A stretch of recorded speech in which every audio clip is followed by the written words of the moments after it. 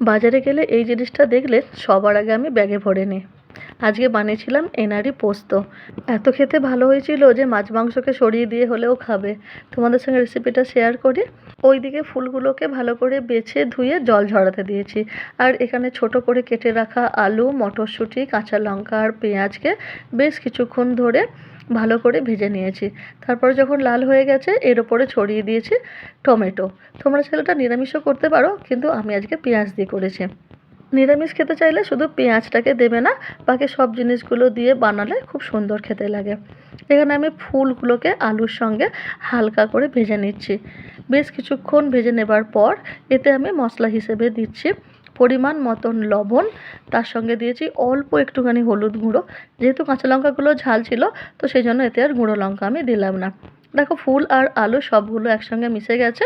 এবার আমি এতে দিচ্ছি অল্প একটুখানি জল। আর এদিকে আমি পোস্ত বেটে নিয়েছি। পোস্ততে একটু বেশি করে সর্ষের তেল দিয়ে দিয়েছি। সর্ষের তেল আর পোস্তটা ভালো করে ফাটিয়ে নিয়েছি। এদিকে একবার দেখে নিচ্ছি খুন্তি দিয়ে আলুগুলো সেদ্ধ হয়েছে কিনা। এই যেখানে আলু সেদ্ধ হয়ে গেছে, এবারে পোস্ত আর সর্ষের তেলটা এর সঙ্গে দিয়ে দিয়েছি। লাস্টে পোস্তটা একটু জল দিয়ে বাটি ধোয়া জলটাও দিয়ে দিয়েছি। তারপরে নাড়তে নাড়তে যখন এটা একদম শুকনো হয়ে যাবে তখন এটা নামিয়ে নেবে। দুর্দান্ত খেতে লাগে। যারা খেয়েছো তারা তো জানো, আর যারা খাওনি তারা একবার ট্রাই করে দেখতে পারো। আমাকে কমেন্টে জানিও কিন্তু তোমাদের কেমন খেতে লেগেছে। সবাই ভালো থেকো। তোমাদের সঙ্গে দেখা হচ্ছে পরের একটা ভিডিওতে। আজকে টাটা।